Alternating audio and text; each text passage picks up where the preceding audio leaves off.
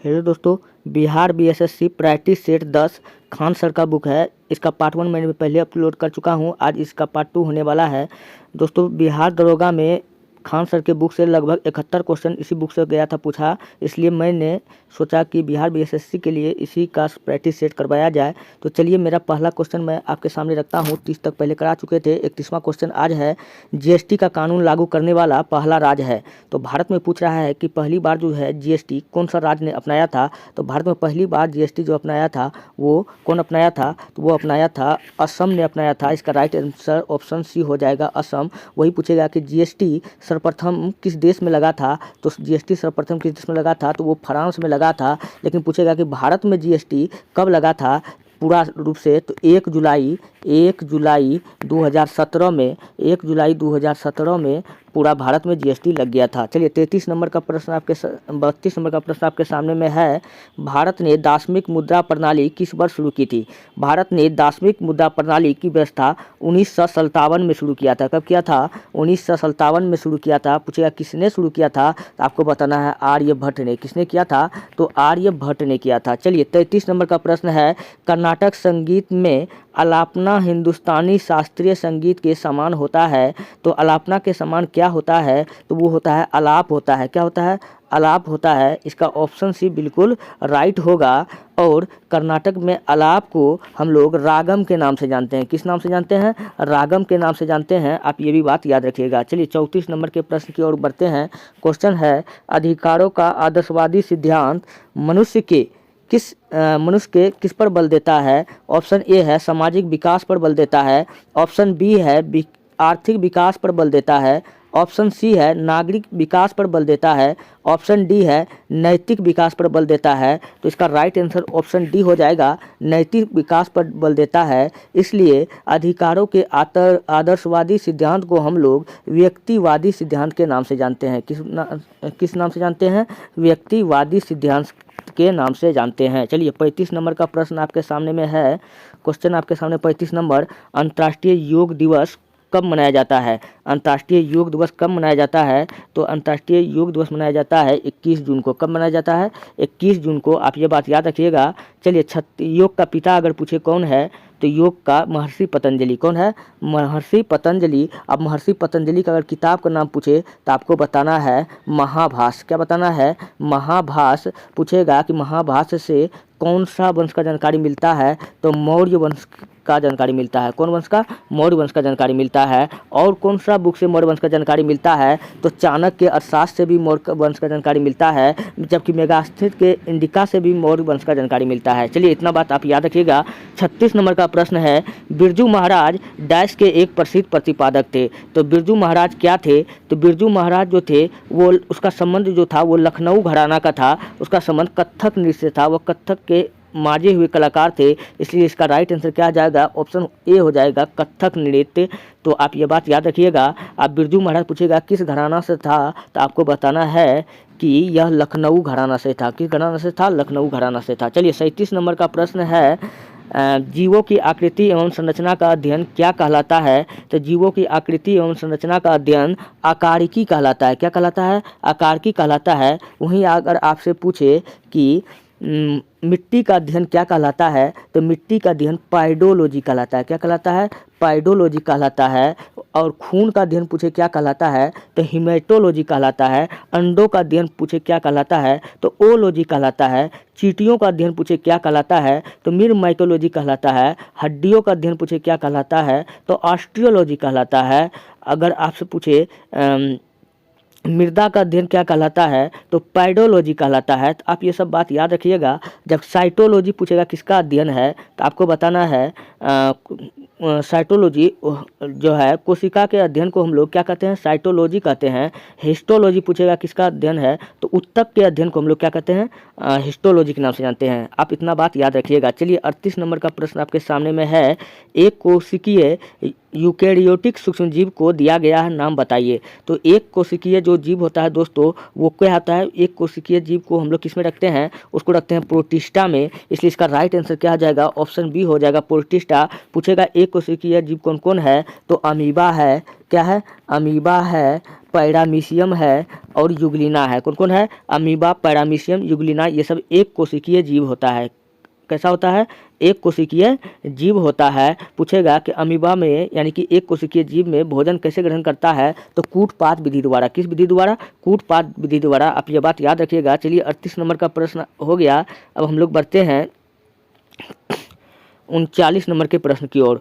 भोजन का पाचन समान रूप से कहाँ होता है, तो भोजन का जो पाचन होता है वो समान रूप से कहाँ होता है, तो भोजन का पाचन जो पूछेगा कहाँ से शुरू हो जाता है, तब आपको बताना भोजन का पाचन मुख से ही शुरू हो जाता है। कहाँ से, मुख से। लेकिन भोजन का संपूर्ण पाचन जो होता है समान रूप से कहाँ होता है, वो होता है छोटी आंत में। कहाँ होता है, छोटी आंत में होता है। इसका लंबाई पूछे तो बताना है 6 से 7 मीटर, 6 से 7 मीटर। अच्छा, यकृत पूछे क्या है, तो शरीर की सबसे बड़ी ग्रंथि है। क्या है, शरीर की सबसे बड़ी ग्रंथि पूछे क्या है, तो यकृत है। अतः जठर ग्रंथि कहाँ पाया जाता है, ये पाया जाता है अमाशय में। कहाँ पाया जाता है, अमाशय यानी पेट में पाया जाता है। पूछेगा कि अमाशय में कौन सा अम्ल पाया जाता है, तो ये हाइड्रोक्लोरिक अम्ल पाया जाता है। कौन सा अम्ल पाया जाता है, हाइड्रोक्लोरिक अम्ल पाया जाता है।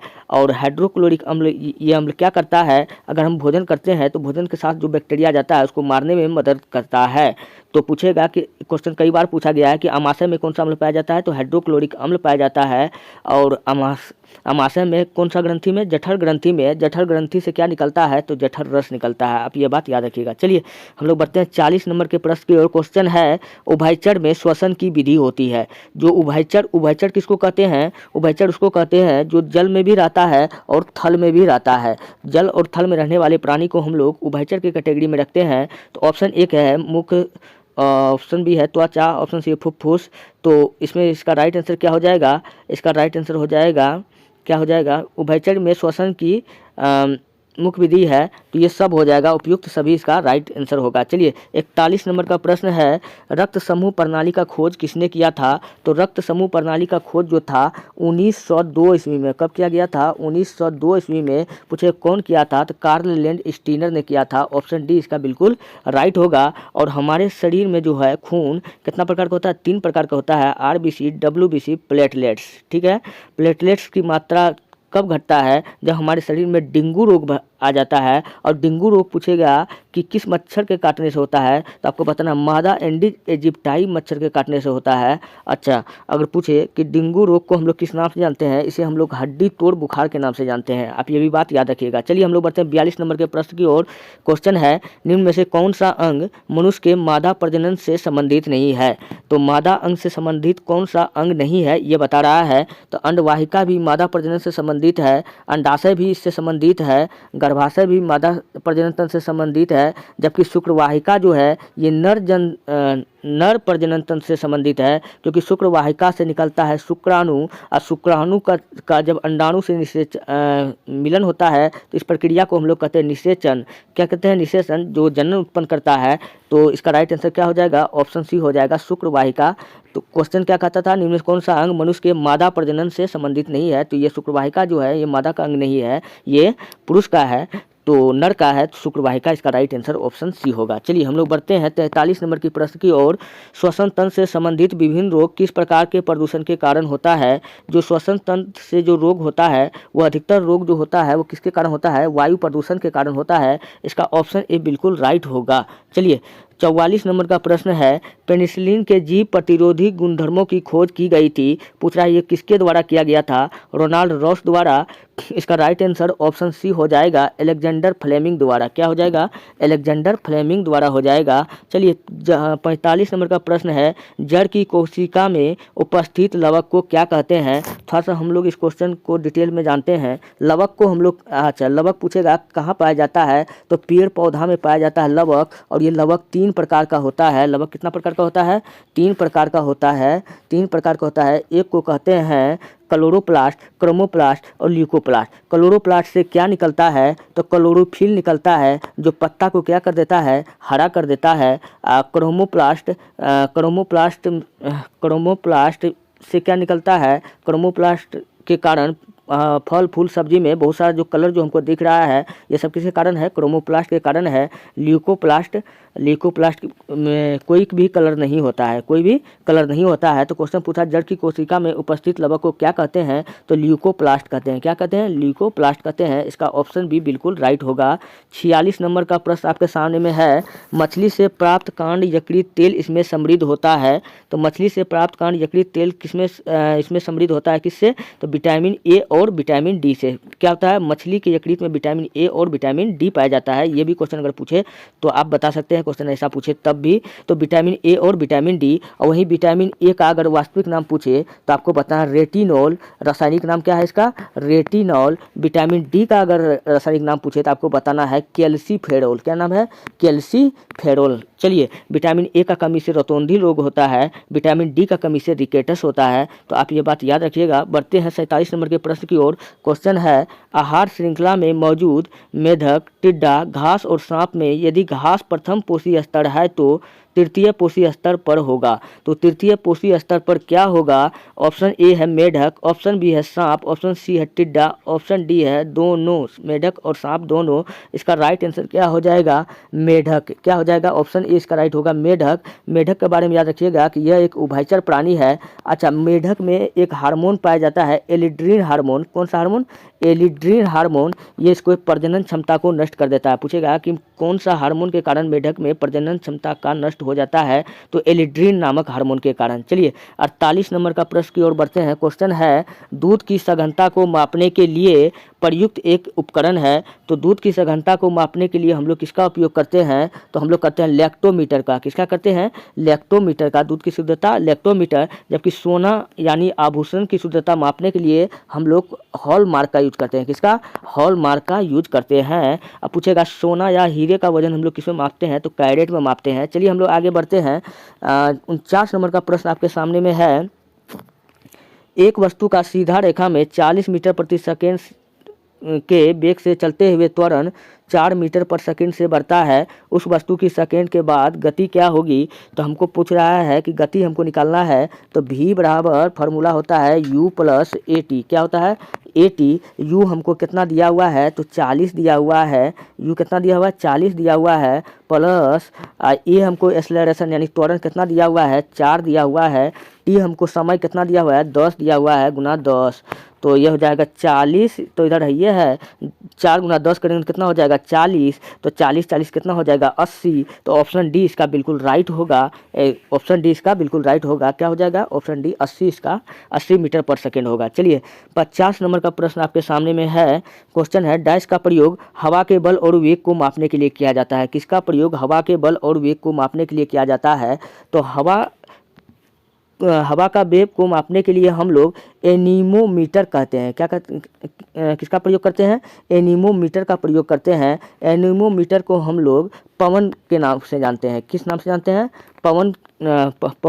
एनीमोमीटर को हम लोग पवन के नाम से भी जानते हैं। चलिए, ये भी बात आप याद रखिएगा। वही पूछे कि पवन मीटर भी इसको कहते हैं। चलिए, स्पीडोमीटर जो है ये गाड़ी द्वारा तय की गई दूरी को मापता है। ये भी बात आप याद रखिएगा। चलिए, 51 नंबर का प्रश्न है, यदि किसी वस्तु का वेग दुगुना कर दिया जाए तो उसकी गतिज ऊर्जा क्या होगी? यदि किसी वस्तु का, आप खुद से सोच सकते हैं, अगर उसका वेग को अगर हम 2 गुना बढ़ा दिया जाए उसका गतिज ऊर्जा हमको 4 गुना दिखाई देगा। इसलिए इसका राइट आंसर क्या हो जाएगा? ऑप्शन बी हो जाएगा, 4 गुना। चलिए, 52 नंबर का प्रश्न है, मानव के लिए सरब आवृत्ति की प्रास है। मतलब मानव कितना हर्ट्ज तक के ध्वनि को सुन सकता है? तो मनुष्य जो है 20 से 20,000 हर्ट्ज तक के ध्वनि को सुन सकता है। इसलिए इसका राइट आंसर ऑप्शन डी हो जाएगा, 20 से 20,000 हर्ट्ज तक के लिए। पूछेगा कि आवृत्ति का मात्रक क्या होता है? हर्ट्ज होता है। क्या होता है? HZ हर्ट्ज होता है। कई बार एग्जाम में ये भी पूछा गया है। 53 नंबर का प्रश्न है, गहरे सागर में गोताखोर इसलिए विशिष्ट सूट पहनते हैं क्योंकि समुद्र के उच्च दाब से बचने के लिए। ऑप्शन बी है समुद्र को स्वयं को समुद्री जानवर से बचाने के लिए। ऑप्शन सी है शरीर को गीला होने से बचाने के लिए। ऑप्शन डी है अपने शरीर का तापमान बनाए रखने के लिए। तो इसका राइट आंसर क्या हो जाएगा? ऑप्शन ए इसका बिल्कुल राइट होगा, समुद्र के उच्च दाब से बचने के लिए। तो चलिए, इसका राइट आंसर ऑप्शन ए हो जाएगा। 53 नंबर का प्रश्न हो गया। बढ़ते हैं 54 नंबर की ओर। क्वेश्चन आपके सामने में है, प्रकाश वर्ष किसकी इकाई है? तो प्रकाश वर्ष जो है ये किसकी इकाई है? तो ये दूरी की इकाई है। किसकी इकाई है? तो दूरी की इकाई है प्रकाश वर्ष। और दोस्तों पूछेगा कि प्रकाश क्या है, तो आपको बताना है प्रकाश एक ऊर्जा है। क्या है? प्रकाश एक ऊर्जा है, आप ये भी बात याद रखिएगा। और प्रकाश एक कण है। क्या है? प्रकाश एक कण भी है, प्रकाश ऊर्जा भी है और एक कण भी है। पूछेगा प्रकाश और क्या है, तो बताना विद्युत चुंबकीय तरंग भी है। पूछेगा प्रकाश का खोज किसने किया था, तो रीमर ने। किसने किया था? प्रकाश का खोज रीमर ने किया था। पूछेगा रीमर किससे किया था, तो आपको बताना है बृहस्पति ग्रह के उपग्रह ज्ञानीमेड से किया था। किससे किया था? बृहस्पति ग्रह का उपग्रह ज्ञानीमेड से किया था। तो क्वेश्चन पूछ रहा है प्रकाश वर्ष किसकी इकाई है, तो ये दूरी की इकाई है, इसलिए इसका ऑप्शन भी बिल्कुल राइट होगा। 55 नंबर का प्रश्न है प्रकाश किरणों से मिलकर क्या बनता है? तो प्रकाश किरणों से मिलकर जब प्रकाश देखिए भैया, प्रकाश जो है क्या है, अभी मैंने आपको बताया प्रकाश एक कण है। जब बहुत सारा जब कण मिल जाता है तो क्या बनता है? तो कणिका बनता है। क्या बनता है? कणिका बनता है। तो इसलिए इसका राइट आंसर ऑप्शन सी हो जाएगा, कणिका। और हम बताए थे अभी प्रकाश क्या है, तो आपको बताना प्रकाश एक ऊर्जा है। प्रकाश क्या है?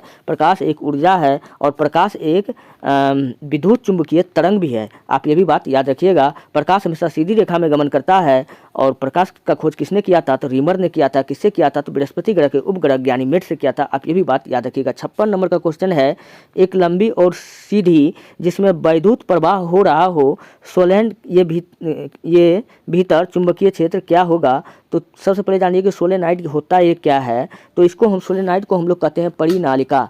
परिनालिका, परिनालिका का अर्थ होता है कि किसी भी चीज़ में किसी भी परिनालिका का अर्थ होता है कुंडली। कुंडली में फेरों की संख्या, कुंडली में फेरों की संख्या को हम लोग क्या कहते हैं? परिनालिका कहते हैं। क्वेश्चन कहता है कि एक लंबी सी और सीधी सोलेनोइड जिसमें विद्युत प्रवाह हो रहा हो सोलेनोइड ये भीतर चुंबकीय क्षेत्र क्या होगा? तो ऑप्शन ए शून्य होगा। ऑप्शन उसके सिरों की तरफ घटती है, उसके सिरों के तरफ जाने से बढ़ेगा, सभी जगह एक जैसा रहेगा। तो इसका ऑप्शन भी बिल्कुल राइट होगा, उसके सिरों की तरफ घटती है। चलिए 57 नंबर का प्रश्न है सही विकल्प का चयन कीजिए। तो इसमें कौन सही है आपको छांटना है। तो चलिए छांटते हैं। तो क्वेश्चन क्या दिया हुआ है? क्वेश्चन दिया हुआ है ऑक्सीजन का काम क्या होता है? जलाना होता है। हम सब जानते हैं वायुमंडल में ऑक्सीजन का काम क्या होता है? कोई भी चीज़ जो जलता है ऑक्सीजन की उपस्थिति में जलता है। ऑक्सीजन का काम होता है जलाना। और वहीं पूछ रहा है कि कार्बन डाइऑक्साइड का काम क्या होता है? तो कार्बन डाइऑक्साइड का काम होता है बुझाना। इसलिए इसका राइट आंसर ऑप्शन सी हो जाएगा, बुझाना। चलिए और 58 नंबर का प्रश्न है, क्वेश्चन है सहसंयोजक अणु का एक उदाहरण है। तो सहसंयोजक अणु का कौन उदाहरण है? तो सहसंयोजक अणु का जो उदाहरण है वो है सोडियम क्लोराइड। कौन है? सोडियम क्लोराइड यानी NaCl। कौन है? Sodium chloride. आप ये बात याद रखिएगा। क्वेश्चन है 59 नंबर में एक परमाणु एटम के नाभिक न्यूक्लियस में सम्मिलित है। तो एक परमाणु के नाभिक में क्या क्या सम्मिलित रहता है? हमको पता है कि परमाणु के नाभिक में क्या होता है? होता है न्यूट्रॉन होता है और प्रोटॉन होता है। और परमाणु के नाभिक में न्यूट्रॉन और प्रोटॉन होता है। इसके चारों ओर इलेक्ट्रॉन ऐसे ऐसे करके चक्कर काटता है। क्या करता है? चक्कर काटता है। क्वेश्चन वही पूछ रहा है कि परमाणु एटम के नाभिक न्यूक्लियस में सम्मिलित होता है तो न्यूट्रॉन और प्रोटॉन। कौन होता है? न्यूट्रॉन और प्रोटॉन। देखिए ऑप्शन कहाँ दिख रहा है? तो ऑप्शन सी में दिख रहा है। इसलिए इसका राइट, इलेक्ट्रॉन तो बाहर में नहीं होता है, तो ऑप्शन का राइट आंसर क्या आ जाएगा? ऑप्शन सी हो जाएगा। चलिए 60 नंबर का प्रश्न की ओर हम लोग बढ़ते हैं। क्वेश्चन है निम्नलिखित में से कौन सा विकल्प अक्रिय गैस नहीं है? तो अक्रिय गैस का एक ट्रिक मैं आपको बताता हूं, आप लोग नोट कर लीजिए। न्यू आर्गन रेड हिल कैप्टन जिनसे करता डील। न्यू आर्गन रेड हिल कैप्टन जिनसे करता डील। न्यू से नियॉन, नियॉन तो ये न है। आर्गन से आर्गन, आर्गन ये भी अक्रिय गैस हो गया। न्यू आर्गन, रेड से रेडॉन, रेडॉन है ऑप्शन में नहीं दिख रहा है तो ये भी अक्रिय गैस है। रेड हिल से हीलियम, ये भी अक्रिय गैस है। न्यू आर्गन रेड हिल कैप्टन, क्या क्रिप्टन, ये भी अक्रिय गैस है। कैप्टन जिनसे करता डील, जिनसे जेनॉन करता डील। आज देखिए भैया क्लोरीन नहीं आ रहा है, इन सब में क्या आ रहा है? क्लोरीन नहीं है। न्यू आर्गन रेड हिल में सब आ गया लेकिन क्लोरीन नहीं आया। तो क्लोरीन क्या है? ये अक्रिय गैस नहीं है। तो आप ये बात याद रखिएगा। न्यू आर्गन रेड हिल कैप्टन जिनसे करता डील। न्यू से नियॉन, आर्गन, आर्गन से आर्गन ही, रेड से रेडॉन, हिल से हीलियम, कैप्टन से याद रखिएगा क्रिप्टॉन, जेनॉन से याद क्रिप्टन जिनसे करता डील, जिनसे याद रखिएगा जेनॉन। जेनॉन याद रखिएगा। चलिए हम लोग बढ़ते हैं 61 नंबर के प्रश्न की ओर। क्वेश्चन है, निम्नलिखित में से कौन सा सामान्य नमक का स्रोत है? सामान्य नमक का जो स्रोत है वो कौन सा है? वो हैलाइट। कौन है? हैलाइट। इसका ऑप्शन भी बिल्कुल राइट होगा। 62 नंबर का प्रश्न है, गैमेक्सिन, DDT और ब्लीचिंग पाउडर महत्वपूर्ण यौगिक है। ये किसका महत्वपूर्ण यौगिक है? यह है क्लोरीन का। किसका है? क्लोरीन का है, यानी कि CaOCl2, यानी ये क्या होता है? ये विरंजक चूर्ण होता है। विरंजक चूर्ण का ये एक महत्वपूर्ण यौगिक है। तो आप याद रखिएगा CaOCl2 किसका फॉर्मूला होता है? तो ये विरंजक चूर्ण का होता है। चलिए 62 नंबर का प्रश्न हो गया। 63 नंबर का प्रश्न की ओर हम लोग बढ़ते हैं। क्वेश्चन आपके सामने में है 63 नंबर का, मोमबत्ती का जलना निम्न में से किस परिवर्तन का उदाहरण है? तो मोमबत्ती का जलना या पटाखे का जलना, ये सब किसका उदाहरण है? ये सब रासायनिक परिवर्तन के उदाहरण है। तो इसलिए ऑप्शन बी इसका बिल्कुल राइट होगा, केवल रासायनिक परिवर्तन। एक होता है देखिए भैया, परिवर्तन दो प्रकार का होता है, एक होता है भौतिक परिवर्तन और एक होता है रासायनिक परिवर्तन।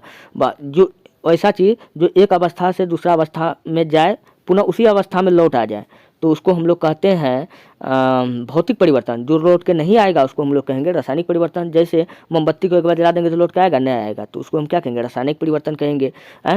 और जैसे पानी को अगर भाप बना देंगे तो भाप से फिर पानी बन जाएगा, तो वो क्या हो जाएगा? वो भौतिक परिवर्तन हो जाएगा। तो इसलिए इसका राइट आंसर ऑप्शन बी हो जाएगा। चलिए 64 नंबर का प्रश्न है, गैल्वानाइजेशन का मतलब इस्पात पर किसकी पतली परत के साथ आवरण करना है? तो किसके साथ करता है? किसके परत के साथ आवरण करना है?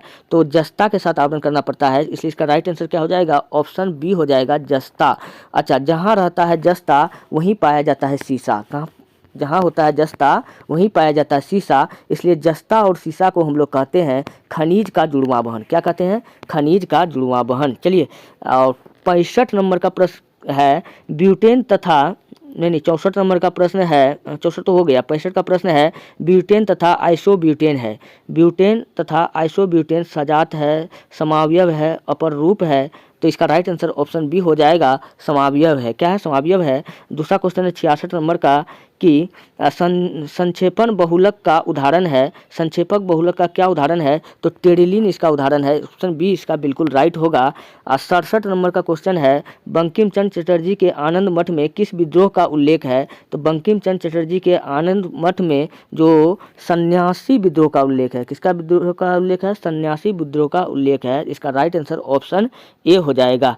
चलिए 68 नंबर का प्रश्न है, मगध विश्वविद्यालय कहाँ स्थित है? तो मगध विश्वविद्यालय कहाँ स्थित है? तो मगध विश्वविद्यालय जो है वो है बोध गया में। कहाँ स्थित है? बोध गया में स्थित है। बोध गया में किसको ज्ञान की प्राप्ति हुआ था? तो भगवान बुद्ध को ज्ञान की प्राप्ति हुआ था। भगवान बुद्ध को हम लोग किस नाम से जानते हैं? इसे हम लोग एशिया का प्रकाश भी कहते हैं। चलिए आप ये भी बात याद रखिएगा। 69 नंबर का प्रश्न है, महाराष्ट्र के किस जिले में भारत का पहला कार्बन तटस्थ गांव का विकास हो रहा है? तो भारत का महाराष्ट्र के किस जिले में भारत का पहला कार्बन तटस्थ गांव का विकास हो रहा है? तो वो हो रहा है थाने जिले में। किस जगह हो रहा है?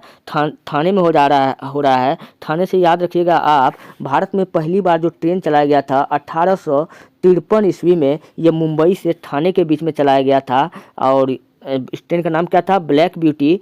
आप ये बात याद रखिएगा। चलिए 70 नंबर का प्रश्न है, राष्ट्रपति द्रौपदी को देश के सर्वोच्च नागरिक पुरस्कार grand order of the chain of yellow star से सम्मानित किया गया है। यह किस देश का सर्वोच्च नागरिक पुरस्कार है?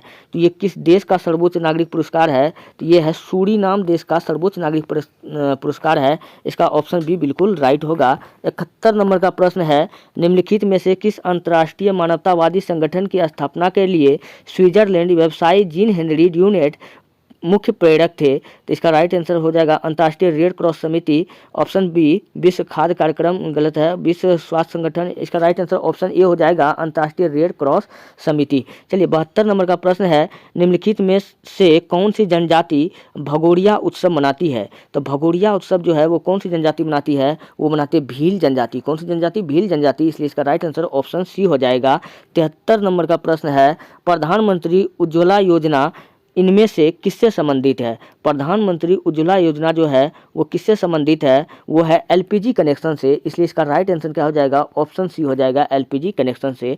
74 नंबर का प्रश्न है, आईसीसी पुरुष क्रिकेट विश्व कप 2019 का आयोजन कहाँ डैश डैश डैश में हुआ था, कहाँ हुआ था, तो आपको बताना है कि यूनाइटेड किंगडम में हुआ था। कहाँ हुआ था? यूनाइटेड किंगडम में हुआ था, इसलिए इसका राइट आंसर ऑप्शन ए हो जाएगा। चलिए 74 नंबर का प्रश्न हो गया। 75 नंबर के प्रश्न की ओर बढ़ते हैं। क्वेश्चन है कर्नाटक में स्थित कंगा किसके लिए प्रसिद्ध है? तो कंगा जो है वो नाभिकीय संयंत्र के लिए प्रसिद्ध है, तो इसका राइट आंसर ऑप्शन बी हो जाएगा। उसी प्रकार पूछेगा कि नाभिकीय ऊर्जा केंद्र रावत भाटा नामक नाभिकीय ऊर्जा केंद्र कहाँ स्थित है? आपको बताना राजस्थान, रावत भाटा राजस्थान में, और कुडुनकुलम कलपक्कम तमिलनाडु में। और उसी प्रकार अगर पूछे कि नरोरा कहाँ पड़ता है, तो नरोरा पड़ता है उत्तर प्रदेश में। आप ये भी बात याद रखिएगा। चलिए 76 नंबर का प्रश्न है, संसद के 2 क्रमिक सत्रों के बीच अधिकतम कितना अंतराल होता है? संसद के 2 क्रमिक सत्रों के बीच अधिकतम जो अंतराल होगा भैया वो 6 माह का होगा। कितना होगा? 6 माह का होगा, इसलिए इसका ऑप्शन डी बिल्कुल राइट होगा। 77 नंबर का क्वेश्चन है, भारत से मयूर सिंहासन कौन लेकर गया था? तो भारत से मयूर सिंहासन जो था वो कौन लेकर के गया था? तो वो लेके गया था नादिर शाह। कौन लेके गया था? नादिर शाह लेके गया था, इसलिए इसका राइट आंसर क्या हो जाएगा? नादिर शाह हो जाएगा। नादिर शाह को हम लोग जो है नादिर शाह को हम लोग नेपोलियन कहाँ का, ये थोड़ा दिमाग में नहीं आ रहा है, तो नादिर शाह पूछेगा कि किसके समय भारत आया था, किस मुगल बादशाह के समय भारत आया था? तो मोहम्मद शाह रंगीला के समय ये भारत आया था। किसके समय में? मोहम्मद शाह रंगीला के समय में। चलिए 78 नंबर का प्रश्न है, निम्नलिखित में से किसे 2019 के कला अभिनय रंगमंच के क्षेत्र में पद्म विभूषण से सम्मानित किया गया था? तो वो किसे सम्मानित किया गया था, आप बताएं। चलिए नेक्स्ट प्रश्न आपके सामने में है, किसे सम्मानित किया गया था? निम्नलिखित में से किसे वर्ष 2019 के लिए कला अभिनय रंगमंच के क्षेत्र में पद्म विभूषण से सम्मानित किया गया था? तो वो सम्मानित किया गया था बलवंत मुरेश्वर पुरंदरे को सम्मानित किया गया था। इसका ऑप्शन डी बिल्कुल राइट होगा। इनमें से कौन सा ब्रह्मपुत्र नदी का उद्गम स्थल नहीं है? तो ब्रह्मपुत्र नदी का जो उद्गम स्थल है ये गोमुख भी है, ये भी है, गंगोत्री भी है, लेकिन मानसरोवर झील नहीं है, इसलिए इसका राइट आंसर ऑप्शन सी हो जाएगा। 80 नंबर का प्रश्न है, 80 नंबर का, राष्ट्रपति और उपराष्ट्रपति दोनों की अनुपस्थिति में भारत के राष्ट्रपति का कार्यभार कौन देखता है? तो वो देखता है भारत का मुख्य न्यायाधीश देखता है, CIJ chief justice of India. चलिए 81 नंबर का प्रश्न है, प्रसिद्ध यात्री और लेखक इब्न बतूता किस देश से संबंधित है जिन्होंने 14वीं शताब्दी में भारत सहित कई देशों की यात्रा किया था? तो ये पूछ रहा है किस देश का यात्री था? ये था अफ्रीका के मोरक्को के था। कहाँ का था? अफ्रीका के मोरक्को का निवासी था। पूछेगा ये किसके शासनकाल में भारत आया था? ये मोहम्मद बिन तुगलक के शासनकाल में भारत आया था, यानी MBT के शासनकाल में भारत आया था। मोहम्मद बिन तुगलक को हम लोग पागल बादशाह, सनकी सुल्तान, रक्त पिपासु सुल्तान इत्यादि नाम से हम लोग जानते हैं। इसे असफलताओं का बादशाह भी कहा जाता है। और इसी के समय में अफ्रीकी यात्री कौन आया था? इसी के समय में अफ्रीकी यात्री इब्न बतूता भारत आया था। कौन आया था? इब्न बतूता भारत आया था। इब्न बतूता का बुक का नाम पूछे क्या है, तो आपको बताना है रेहला। क्या नाम है? रेहला नाम है। चलिए दोस्तों, ये रहा टोटल क्वेश्चन GK GS का। मैंने आपको टोटल क्वेश्चन करवाया प्रैक्टिस सेट 10 का। तो अब मिलते हैं। अगर वीडियो अच्छा लगता है तब आप हमारे चैनल को सब्सक्राइब कीजिए और वीडियो को लाइक कीजिए, जितना हो सके अपने दोस्तों में भेजिए। तब तक के लिए धन्यवाद।